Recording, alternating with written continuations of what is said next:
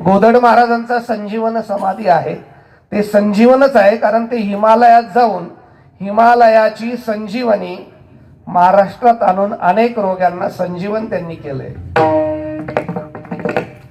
मोठे ते आयुर्वेदाचार्याचं कार्य त्यांचं मोठं आहे आणि भगवान पांडुरंगाचे साक्षात्कारित संत आहेत. त्याचप्रमाणे रोहिदास महाराजांची आज जयंती आहे. चर्म रंगू लागे रोहिदासा संगे. रोहिदासाला मदत करण्याकरता आमचे पांडुरंग जातात, तेव्हा सुंदर परिचित वाक्य मन चंगा तो कठवते मी गंगा. आपल्या कर्मामध्ये गंगा प्रगट करून भगवंताचं दर्शन देणारे महान विभूती आहेत. या 2 पर्व काळाचा योग आज माझ्यासारख्या संजयाला आला आहे. पत्रिकेत संजयच नाव आहे, पुढचं बदललं असलं तरी काही हरकत नाही. संजय एक आहे की नाही? हो. आणि म्हणून पुन्हा तुमचं दर्शन घेतो. काही कारणास्तव बदल करावा लागला. संजय महाराज परवा येणार आहेत, काही काळजी करू नका. मी आज आलो आहे नाही का, पण 2 संजय आपल्या नशिबाला आहेत, यात काही शंका नाही. आणि आम्ही पुन्हा पुन्हा येत राहतो. त्याचं कारण आहे की मी मागेही बोलून गेलो, पुन्हा पुन्हा इथं येण्यात आनंद वाटतो. कारण महाभारतातला संजय किती विद्वान असला तरी भाग्यवान नव्हता, कारण आंधळ्याला सांगावं लागत होतं. आम्ही मात्र विद्वान नसलो तरी भाग्यवान आहोत, कारण कर्जतकरांना सांगण्याचं भाग्य म्हणजे हा एक योग मोठा चांगला आहे. त्यानिमित्ताने ही सगळी मंडळी आहे. नियोजित वेळेने ह्या अभंगाचं काही चिंतन करू इच्छितो आहे. अभंग पाठातला आहे, परिचयाचा आहे. या अभंगाच्या द्वारा नाथ महाराजांनी काही मार्गदर्शन करण्याचा प्रयत्न केला आहे. नाथ महाराजांनी आपल्याला मार्गदर्शन या अभंगातून केलं आहे. अभंगाची रचना खूप सोपी आहे. अभंगामध्ये 2 दृष्टांताचं प्रयोजन केलं आहे. एक सिद्धांत सांगितला आहे आणि शेवटच्या चरणामध्ये त्या अभंगाची नाथ महाराजांनी फलश्रुतीचं चिंतन केलं आहे. अभंगाची फलश्रुती सांगताना नाथ महाराज म्हणतात, आईशी असता भय कवन. असं जर जीवन आपलं असेल तर कसलीही भीती बाळगण्याचं काही कारण नाही. कैशी असता भय कवन, पक्षी अंगणी उतरती ते का गुंतोनिया राती. आईशी असता भय कवन. वस्ती कर वस्ती आला, प्रातकाळी उठवणी गेला. आईशी असता भय कवन. आईशी असता भय कवन, कैशी असावे जोवरी प्राचीनाची दोरी. तैशी असावे संसारी, आईशी असता भय कवन. असं एक माला नाथ महाराजांनी उभी आहे. अभंगामध्ये मार्गदर्शन आहे, पण ते प्रपंचाचं आहे. मार्गदर्शन असलं तरी ते कशाचं आहे? प्रपंचाचं आहे. थोडीशी क्षमा मागून बोलतो. अलीकडे प्रपंच जेवढा चांगला कीर्तनात मांडला तेवढा डिमांड सुद्धा चांगला येतो. आणि म्हणून प्रपंचाचं मार्गदर्शन नाथ महाराज करतायत. म्हणजे प्रपंचाचं मार्गदर्शन का करतायत हे मलाही माहिती नाही, पण करावं का हा एक प्रश्न. जर नाथ महाराज प्रपंचाचं मार्गदर्शन करत असतील तर आम्हाला प्रपंचाच्या मार्गदर्शनाची आवश्यकता आहे का?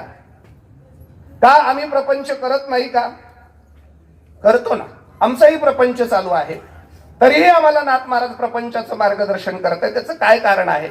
याचे 2 कारण आहेत, असू शकतात. एक, आम्ही जो प्रपंच करतो तो नाथ महाराजांना मान्य नसावा आणि नाथ महाराजांना जो अभिप्रीत आहे तो आपल्याकडनं होत नसावा. आपण कसं असावं प्रपंचामध्ये ही संतांची एक भावना आहे, एक भूमिका आहे. त्या भूमिकेतून आपण असावं म्हणून मार्गदर्शन करतायत. एकतर मार्गदर्शनाचा विचार केला तर एक बोलू का थोडस? अलीकडे मार्गदर्शन करणारी खूप झाली. मार्गदर्शन करणारी खूप झालीत. म्हणजे थोडस माफी मागून बोलतो. समाजामध्ये खूप माणसं झाली जी प्रपंच करतायत. समाजामध्ये खूप माणसं झाली जी प्रपंच करतायत. खूप कमी माणसं आहेत जी परमार्थ करतायत. थोडस वेगळं बोलतो. प्रपंच करणारी खूप झाली,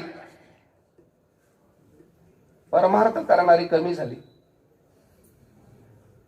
परमार्थ सांगणारी कमी झाली, करणारी खूप झाली. नसेल लक्षात आलं तर अजून थोडं स्पष्टच बोलून टाकतो. परमार्थ सांगणारी खूप, करणारी कमी झाली. प्रपंच करणारी खूप, परमार्थ करणारी कमी झाली. आणि म्हणून प्रपंचाचं मार्गदर्शन आपल्याला करावं वाटतं. नाथ महाराज प्रपंचाचं मार्गदर्शन करतायत. करावं का? करतायत. प्रपंचाच्या मार्गदर्शनाची आवश्यकता आहे का? प्रपंचाचा विचार केला, संसाराचा विचार केला तर एक 4 गोष्टी ढोबळ मनाने आपल्याला चिंतन करता येतील. एक वर्ग असा बघता येतो आपल्याला जो प्रपंचच करतो. एक वर्ग असाही बघता येतो जो परमार्थच करतो. एक वर्ग असाही बघता येतो तो प्रपंच आणि परमार्थ करून प्रपंचच करतो. आणि एक वर्ग असाही बघता येतो आपल्याला की जो प्रपंच आणि परमार्थ करून परमार्थच करतो. म्हणजे नुसता प्रपंच करणारा एक वर्ग, नुसता परमार्थ करणारा एक वर्ग, प्रपंच परमार्थ करून प्रपंचच करणारा एक वर्ग, प्रपंच परमार्थ करून परमार्थच करणारा एक वर्ग. पहिल्या वर्गाबद्दल काही बोलायची फार आवश्यकता नाही.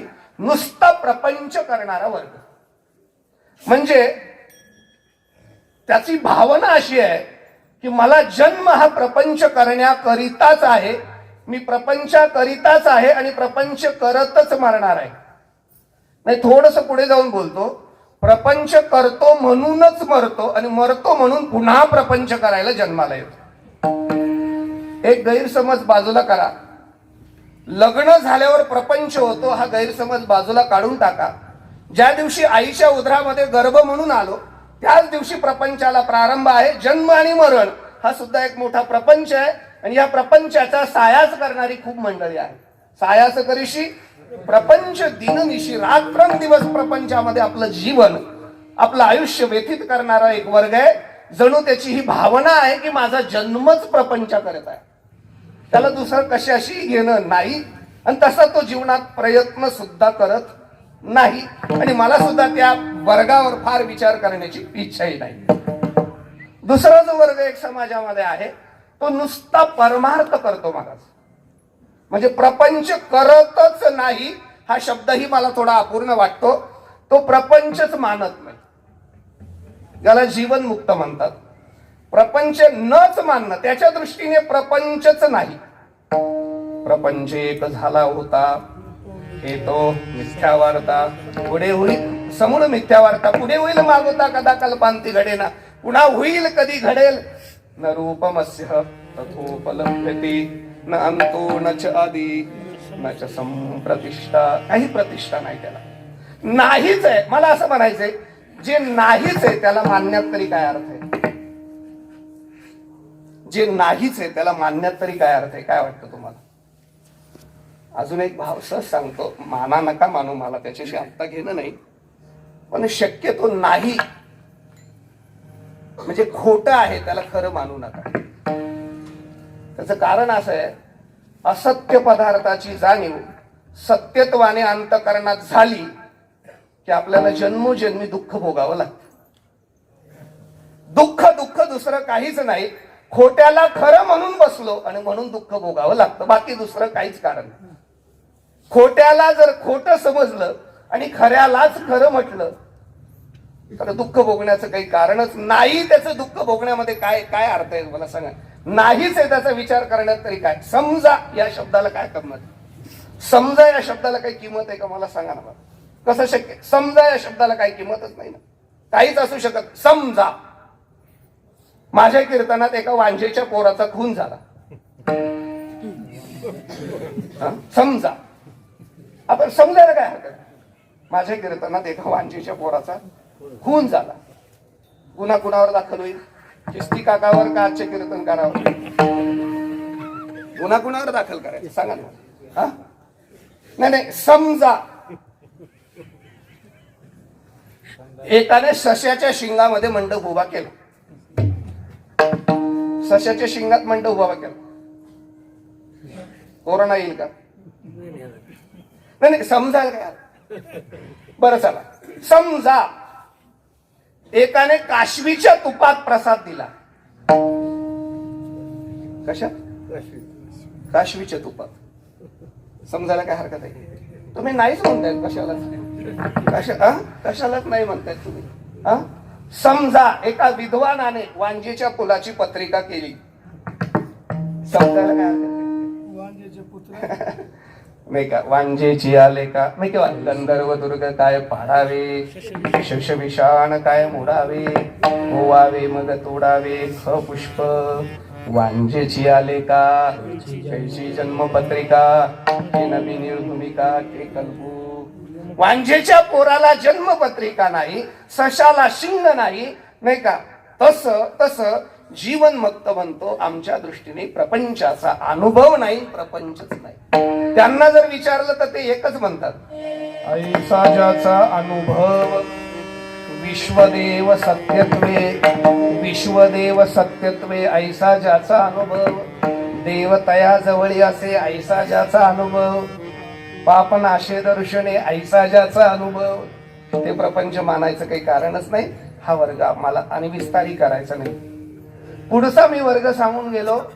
तिसरा जो वर्ग आहे, प्रपंच आणि परमार्थ दोन्ही साधतो, प्रपंचही करतो आणि परमार्थही करतो. आणि हा वर्ग उत्तमच मानलाय वारकरी संप्रदायामध्ये, यात काही यत्किंचित शंका नाही. प्रपंच आणि परमार्थ करणारा माणूस कधीही उत्तमच आहे. फक्त उत्तमता तेव्हा ठरते तो प्रपंचाकरिता परमार्थ करतो का परमार्थाकरिता प्रपंच करतो. म्हणजे थोडक्यात क्रिया काय करतो त्याच्यापेक्षा हेतू काय आहे यात परमार्थाला कधी किंमत आहे. काय असतं, आपण काय क्रिया करतो याला किंमत तेव्हाच प्राप्त होते आपल्या अंतःकरणात त्या क्रियेच्या मागे हेतू काय असतो. हेतू जर चांगला असेल तर क्रिया कशी असली तर त्याचा काही फरक पडत नाही. पण हेतू जर चांगला नसेल, क्रिया कितीही चांगली असली तरी त्याचं फळ मिळत नाही. माझं तर अजून थोडंसं पुढे जाऊन म्हणणं आहे, माणसाचा जर परिणाम चांगला होणारा असेल तर फार क्रियेत अडकू नये. नाही तुकोबाराय म्हणतात, व्हावया भिकारी हेच आम्हा काम, अंतरावे जन व्हावे दोरी. म्हणजे जर मी भिकारी होण्यात मला कधीही आनंद नाही, जगद्गुरु तुकोबाराय म्हणतात भिकारी होण्यात मला कधीच आनंद नाही, पण माझ्या भिकारी होण्यामुळे जर समाज माझ्यापासून दूर जाऊन मला एकांत मिळून परमात्मा मिळवता येत असेल तर भिकारी होण्याची क्रिया नाही, क्रियेचा परिणाम चांगला आहे. आणि मला असं वाटतं परमार्थाचा परिणाम चांगला असावा. जर परमार्थाचा परिणाम, ज्ञानेश्वरीचा परिणाम, गाथ्याचा परिणाम, कीर्तनाचा परिणाम, वारीचा परिणाम हा परमार्थ व्हावा, याचा परिणाम प्रपंच होत असेल तर तो परमार्थ जरी असला तर तो कधीही नाही का परमार्थ होत नाही. म्हणून या तिसऱ्या वर्गाबद्दल मलाही काही फार बोलता येणार नाही, कारण मी सुद्धा अडचणीत येऊ शकतो. आणि म्हणून जिथं आपल्यालाच अडचण निर्माण होईल त्या विषयात हात घालण्यात तरी काय अर्थ आहे. नाहीतर मी फार काही बोलू शकतो या विषयावर, मला पुढे जाऊन बोलायचं. आणि चौथा वर्ग जो आहे तो प्रपंच आणि परमार्थ करून परमार्थ साधणारा आहे. हा वर्ग फार महत्वाचा आहे. प्रपंच आणि परमार्थ करून परमार्थच साधणारा हा वर्ग आहे. म्हणजे प्रपंच करत असला तरी तो प्रपंच परमार्थच आहे, आणि परमार्थ करत असला तरी तो क्रिया परमार्थच आहे. माझं एक मन असं म्हणतं, वारकरी संतांनी महाराष्ट्राला कधीच परमार्थ करायला लावलं नाही असं माझं मत आहे. काय म्हणतो मी? वारकरी संतांनी महाराष्ट्रातल्या लोकांना कधीच परमार्थ करायला सांगितलं नाही, उलट प्रपंचच करायला लावला. आज सुद्धा नाथ महाराज प्रपंचच करायला लावतात. फक्त एवढंच आहे त्यांचं म्हणणं, निळोबा महाराज, की प्रपंचच करा, पण असा करा की 36 वर्ष माझ्या प्रपंचात तो येऊन राहिला, 36 तास तरी तुमच्या घरी येऊ द्या कधी. प्रपंच काही परमार्थ वेगळा करूच नका. तुकोबाराय म्हणतात फार वेगळा करू नका. मी जर डोंगरावर भजनाला गेलो तर माझ्या बायकोची काळजी तो घेतो, कमीत कमी कोरोनात तरी घेऊ द्या असा तरी करा. नाही जर तो महाराजांच्या पत्नीचा प्रेमाने काटा काढत असेल, आमच्या पत्नीचा जर कोरोनात काढत असेल, तर परमार्थ आमचा चुकतोय हा कधीतरी विचार करावा लागेल की नाही. फार वेगळा करू नका. माझं असं मत आहे, प्रपंच करत असताना देहाने करा, वृत्तीने जर परमार्थ केला तो इतका वृत्तीने परमार्थ करा. मला असं वाटतं संत रोहिदास महाराजांसारखा करा.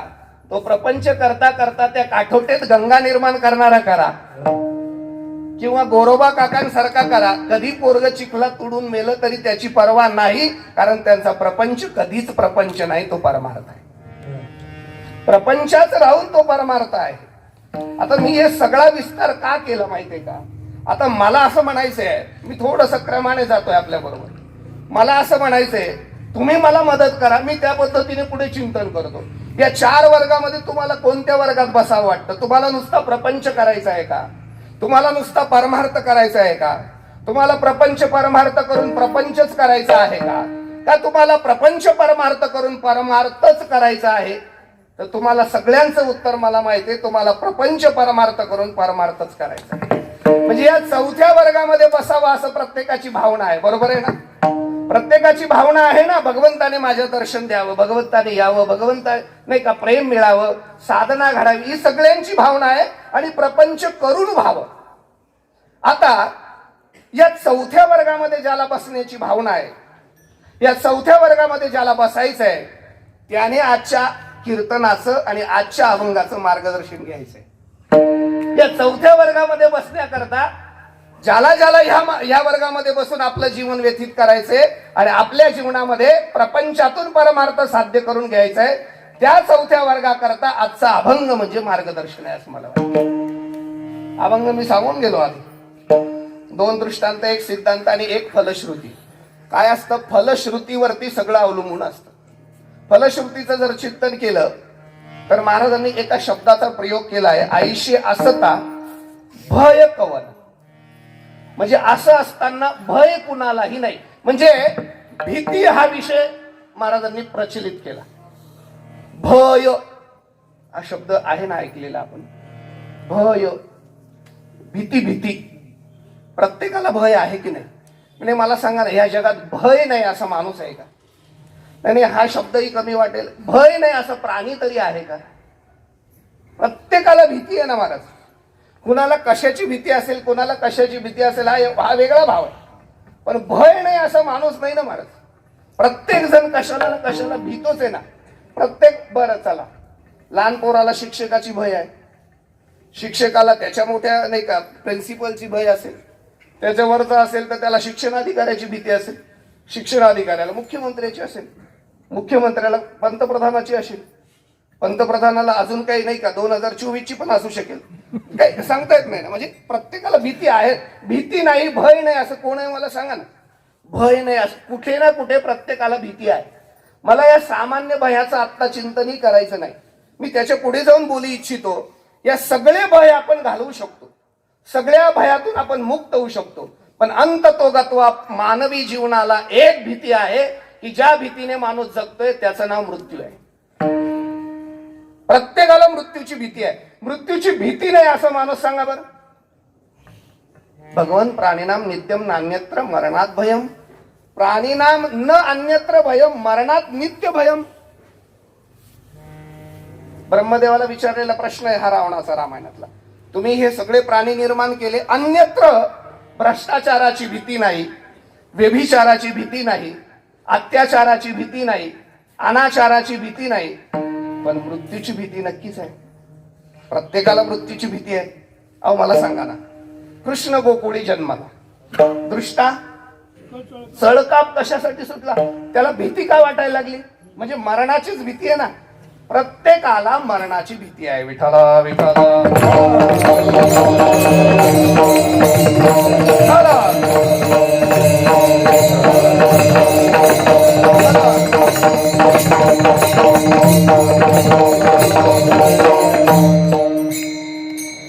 कदाचित बर का नगर जिल्ह्यात मरणाची भीती वाटत असेल, जर तुम्ही आमच्या नाशिक जिल्ह्यात आलात ना, मरणाला घाबरत नाही माणसं, मरण शब्दाला सुद्धा घाबरतात. आगा मरहा बोलू न साहती. ज्ञानोबा म्हणतात मरण शब्द उच्चारत नाही कोणी आमच्याकडे, आणि कोणी मेला तर फोनवर वारला असं म्हणतात, मेला म्हणत नाही. इतकी मरणाची भीती नाही. त्याच्या पुढे जाऊन सांगू का, मरताना सुद्धा एकच भीती वाटते, त्याचं नाव मरण आहे. बोला काय वाटतं तुम्ही? इतकी मरणाची भीती. मी थोडस एक गोष्ट सांगू का बघा, म्हणजे तुम्हाला जर वाटत असेल मरणाची किती भीती आहे, सहज एक प्रयोग करून पाहता का उद्या? म्हणजे सहज मी एक आयडिया देतो आपल्याला, करून बघा. काय करायचं, उद्या दुपारच्या जेवणाला जेव्हा घरी जाल ना, थोडा चेहरा पाडायचा, थोडा असा चेहरा पाडायचा. ती पटकन विचारेल का बरं नाही का तुम्हाला, तुम्ही जास्त पाडायचं. हा तुम्ही ना झालं काय, तिला सांगायचं कालपासून कणकण होत होती, घसाही दुखत होता, 10 वाजता मी दवाखान्यात गेलो, पॉझिटिव्ह आलो. आणि मग ती काय करते बघायचं, जवळ थांबते, सुनेला पण सांगायचं, मुलाला पण सांगायचं. आणि मग कोण कोण जवळ येतं बघा, मग मरणाची भीती किती पडते. मग मला सांग, माझा नंबर लिहून घ्या, फोन करा. जर ती तुमच्या जवळ आली, प्रत्येकाला मरणाची भीती आहे आणि तुम्हाला सुद्धा मरणाची भीती. मी फार वेळ घेत नाही, मला थोडस पुढे अजून काही महत्वाचं बोलायचं या अभंगाच्या संबंधात. मरताना सुद्धा माणसं मरणाला घाबरतात. 1-2 मिनिटं तुमचे घेतो, 2च मिनिटं घेतो. एकदा कीर्तन करून मी घरी गेलो, म्हणजे रोजच जातो. साधारणतः 2-2:30 वाजले घरी पोचायला. गाडी अशी गावात घुसली महाराज माझी, 2:30-3 वाजले असतील बाप्पाजी. एक महिला मला रस्त्यावर दिसली, आमच्याच गावातली होती. एकदम कुतूहलच होतं ना, एवढं 3 वाजता एखादी महिला दिसल्यावर माणसाला. गाडी थांबवली, मी उतरलो आणि त्या माऊलीला विचारलं, एवढ्या रात्री तुम्ही कुठे चाललात? 3 वाजलेत घड्याळ, तुम्ही एकट्या आहात, अंधार आहात, रस्त्यावर कुठं चाललात? त्यांनी मला बघितल्यावर रडायला सुरुवात केली, त्यांचं दुःख व्यक्त केलं, प्रचंड टाळू फोडून रडला, त्यांची व्यथा माझ्याजवळ मांडली. महाराज, आपल्याला कल्पना आहे, मी ज्यांच्या बरोबर संसार करते आहे तो पेताड आहे, पितो पितो पितो पिऊन मला मारतो. नुसता पिऊन मारत नाही, माझ्याच पैशाने माझ्याच कष्टाने पितो, हा पिऊन पिऊन सुद्धा मारतो. जर रोजच मार खायचा असेल तर मेलेलं तरी काय वाईट. आज जीवन उद्विग्न झालं, मन माझं बेचैन झालं आणि इतकं मारलं की घराच्या बाहेर काढून दिलं. आता जगण्याची इच्छा नाही राहिली महाराज. म्हणून एखाद्या विहिरीत उडी मारण्याकरता मी आत्महत्या करण्याकरता प्रवृत्त झाली. खरं म्हणजे हे भयानक दुःख आहे बरं का, तुम्हाला कोणतं वाटेल. एखादी माता, एखादी माऊली जीवनात कुठलंही दुःख सहन करू शकते, कारण तिच्यात तेवढी ताकद आहे. फक्त बेवडा नवरा नाही सहन करू शकत.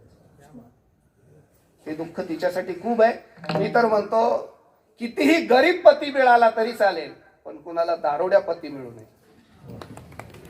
कारण तिच्या वेदना काय असतात याची कल्पना तुम्हाला नसेल. असो, मी तिला थोडं समजवलं. आपण त्याला सकाळी सांगू, प्रवृत्त करू त्याला, त्याच्या म्हणजे माळ घालेल तो, मी सांगेल त्याला. ते म्हणले महाराज सांगू नका, प्रत्येक वर्षी सप्त्यात घालतो आणि काला झाला की दुसऱ्या दिवशीच काढतो. मी म्हटलं असं नाही, मी एकदा समजून सांगेल आणि नक्की तो माझा ऐकेल. म्हटले नाही ऐकणार महाराज, तो ऐकण्याच्या पलीकडे गेलाय. काय सांगू महाराज तुम्हाला, पिता झाला तरी पितो. नाही कळलं, रेंज आहे ना. पिता झाला तरी पितो, त्यापेक्षा मेलेलं बरं. ती ऐकण्याच्या मनस्थितीत नव्हती, तिला आत्महत्या करायची होती, ती निघून गेली. मी तरी काय करणार, रात्रीची वेळ आहे. पण मलाही थोडा मोह झाला. ती अशी दूरवर गेली, मी तिला आवाज दिला, थांबा ताई. ते म्हणले नाही थांबत नाही. म्हटलं आत्महत्या करा तुम्ही, 2 मिनिटं थांबा. मी जवळ गेलो, मी म्हटलं कुठे आत्महत्या करणार? ते म्हणले विहिरीत उडी मारणार. मी म्हटलं विहिरीत उडी मारायची आहे. त्यांच्या हातात एक फार सुंदर बॅटरी होती, अशी छान प्रकाश पडत होता. मी म्हटलं विहिरीत पडली म्हणजे बॅटरी खराब होणार, असंही तुम्हाला विहिरीत उडी मारायचीच आहे, एवढी बॅटरी मला द्या. तुमची आठवण म्हणून कीर्तनाला कुठेही कामात येईल अंधारात प्रवास होतो. ती बाई मला म्हटली महाराज दिली असती पण अंधारा आहे विचू काट्याचे राहू द्या.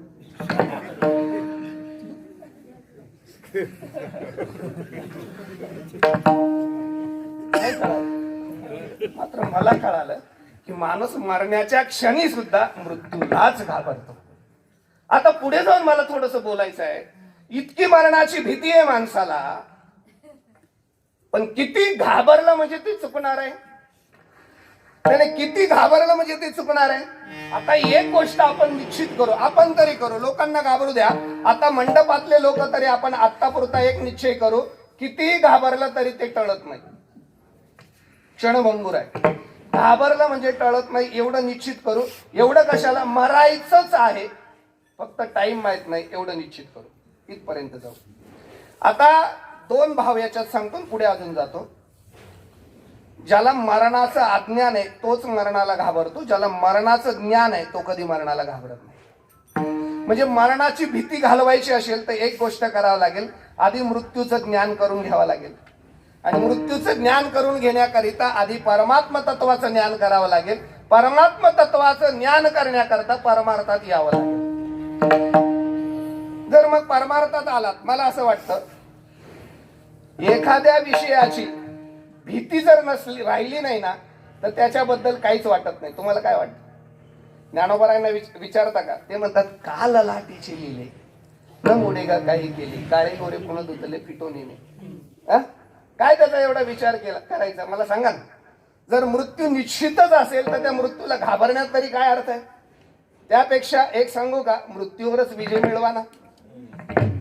मृत्यूवरच विजय मिळवा ना. संत कधी मृत्यूला घाबरले नाही. आपण इथून पुढे थोडा अजून पुढे प्रवास करू. आपुले मरण पाहिले म्या डोळा, आम्ही आमचं स्वतःचं मरण पाहिलं, मरण माझे मरून गेले वगैरे वगैरे काही प्रमाणांमध्ये आपल्याला अडकायचं नाही. अजून थोडं पुढे जायचंय आपल्याला.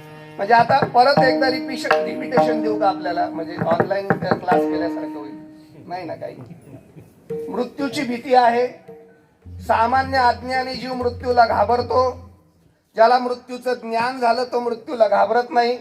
ज्यांना मृत्यूचं ज्ञान झालं त्याला संत म्हणतात.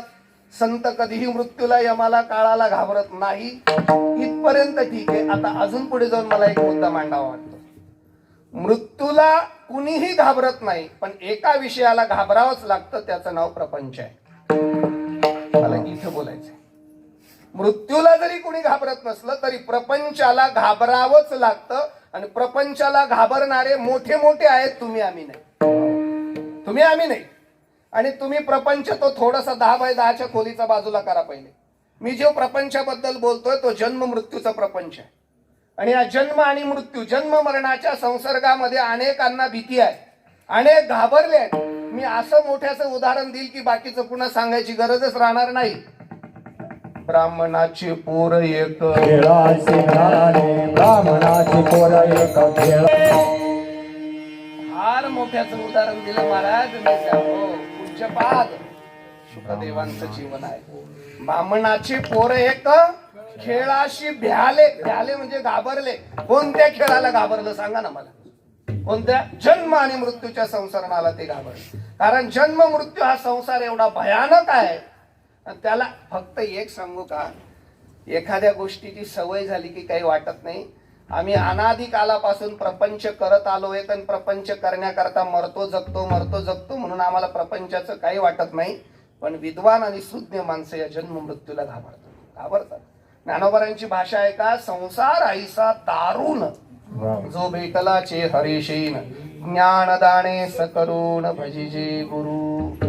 जर ह्या दारुण अशा संसारातून सुटायचं असेल तर एकच आहे, आपल्या सद्गुरूचं पूजन करा, गुरूचं भजन करा.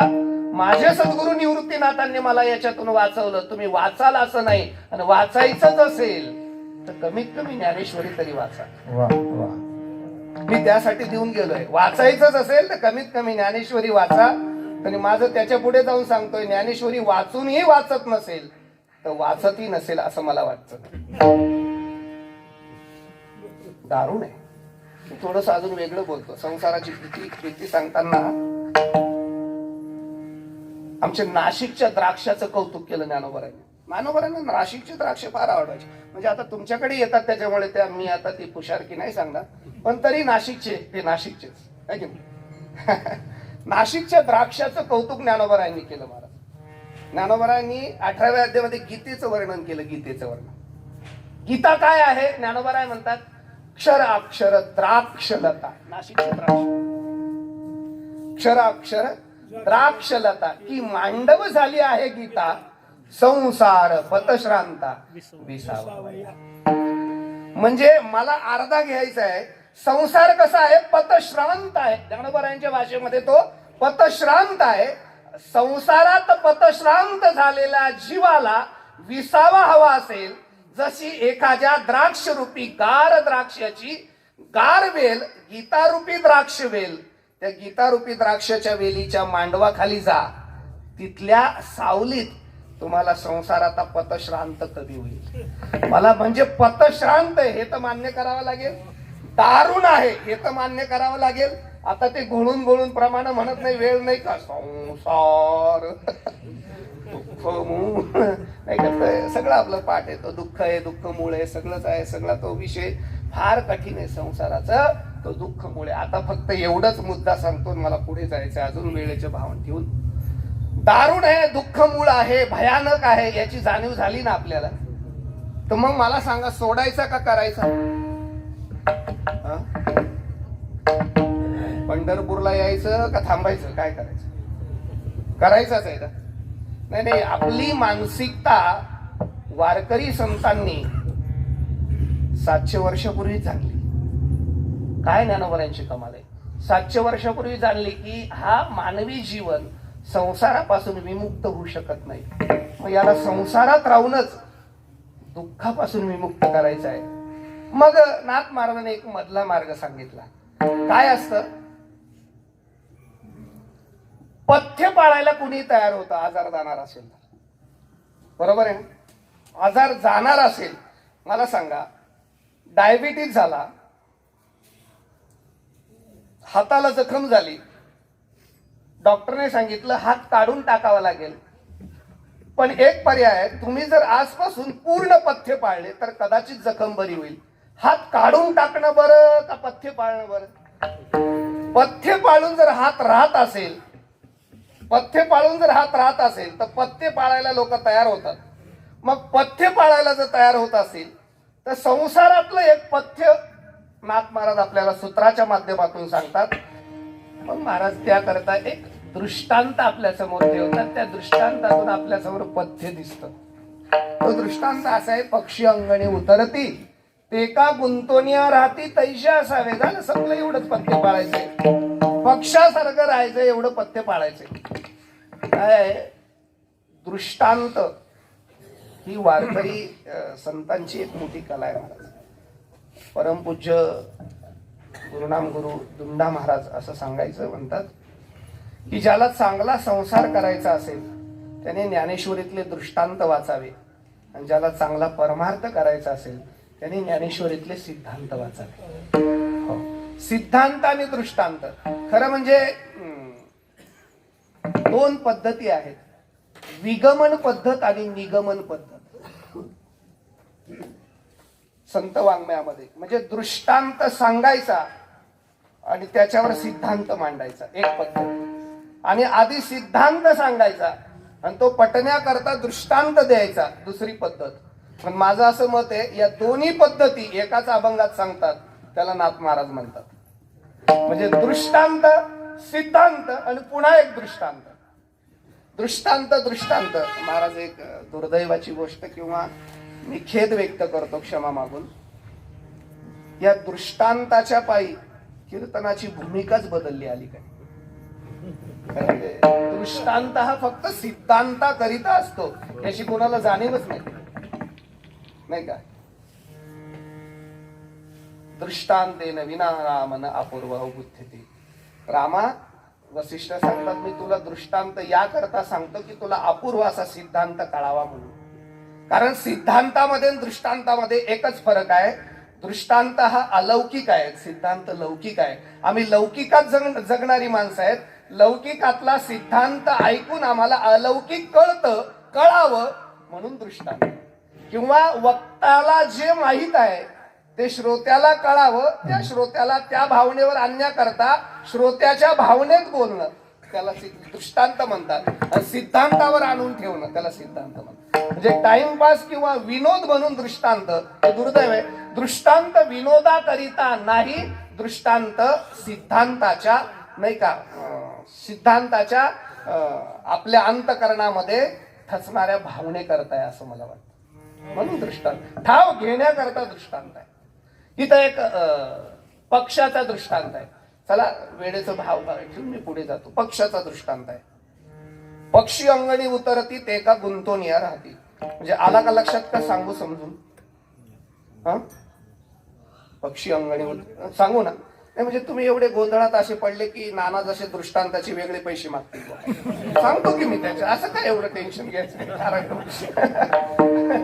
सांगतो ना मग. हो म्हणा की मी सांगायला तयार आहे. काही वेगळं काही नाही सांगतो. 2 मिनिटं सांगतो आणि मला पुढे सिद्धांताकडे जायचं. साधी गोष्ट पक्षी अंगणी उतरती ते का गुंतून राहते. आता सीझन सुरू झालाय साधारणतः. काही भागामध्ये पाडव्यानंतर सुरू होतो, काही भागात पाडव्याच्या आधी सुरू होतो. महिला वर्गाचा तो सीझन आहे. घरातले काही समिदा करायचे असतात, पापड नाही का, घरातले जे जे लागणाऱ्या वस्तू असतात आहे की नाही. हो काहींना घाई असते, आत्ता सुरू होतो. काही नवे दिवस येऊ देतात, पाडवा येऊ देतात, मग नाविन्याने करतात. असो त्याच्याशी आत्ता घेणं नाही.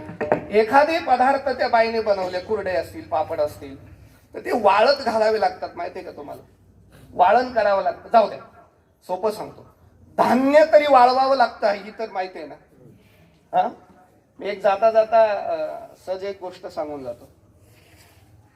ग्रंथ सुद्धा उन्हात ठेवायचे असतात माहितीये का? सांगतो.